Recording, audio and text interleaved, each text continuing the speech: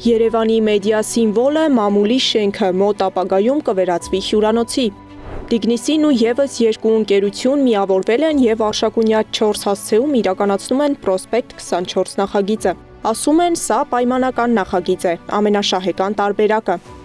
Եղել է մի քանի տարբերակ քննարկման, որ ընդունում ենք բիզնես կենտրոն, ինքը որպես ծառայի թե այլ ինչ-որ բան, որի արդյունքում եկել ենք եզրակացության, որ ավելացածը վերանորոգվի եւ դառնա ավելի ցածր սեգմենտի համար նախատեսված հյուրանոց, որտեղ հնարավորություն կունենան ավելի քիչ շեքով մարդիկ մնան, ապրեն, туриզմը կզարգանա։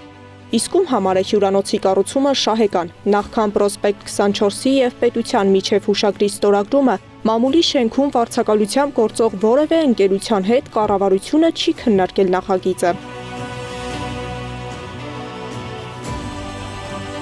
Պետական գույքի կառավարման կոմիտեն է պետության անունից ստորագրել հուշագիրը։ Կոմիտեում կարծում են, մինչև օտարման վերաբերյալ կառավարության որոշումը չլինի, կարիք չկա բանակցելու ներսում գործող ընկերությունների հետ։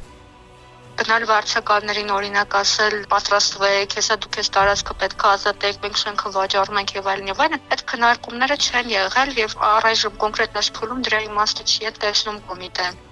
Այս պահին թեև օտարման գործընթացը սկսված չէ, բայց եւ Պետգույքի կոմիտեից եւ նախագիծն իրականացնող ընկերությունից նշում են, գործընթացը հավանաբար էլեկտրոնային օտարմամբ տեղի կունենա։ Թեև նախագիծը Պետգույքի կոմիտեում անվանում են պայմանական, արդեն որոշում կա տարածքի ձեռքբերման եւ նախագծման արժեքի վերաբերյալ։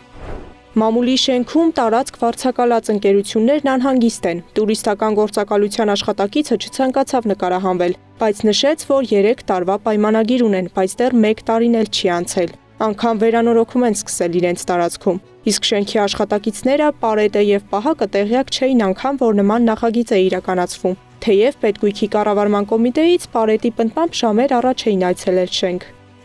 Մենք պետական գույքի կառավարման կոմիտեի հետ ենք խոսել ու իրենցից պաշտոնական հաստատում ենք ստացել, որ նման հուշագիր կա ստորագրված կառավարության եւ մասնավոր ընկերության միջեւ։ Դե մեր վերադասն է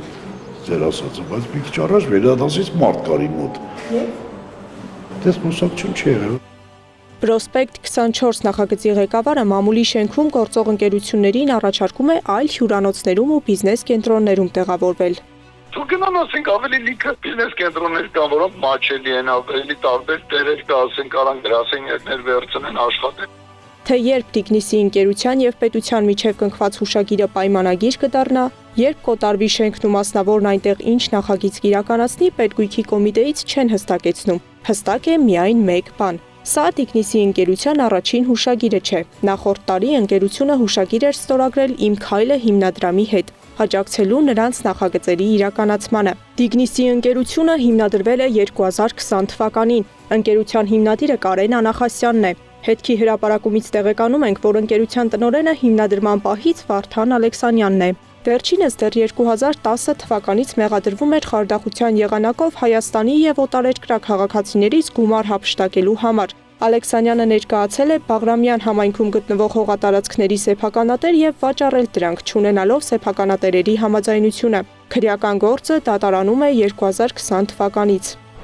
Տիգնիսի տնօրենը նաև հեծանվա սպորտի սիրահար է։ 2024-ի հունիսի 7-ի վաղ առավոտյան, քանի դեռ քաղաքը քնած էր, Ալեքսանյանը հեծանի վերվարում Փաշինյանի եւ ՔՊԱ-ականների հետ։ Սեդա Գյուրեղյան, Մհեր Դավթյան, Նոնա Գևորգյան, ABC Media։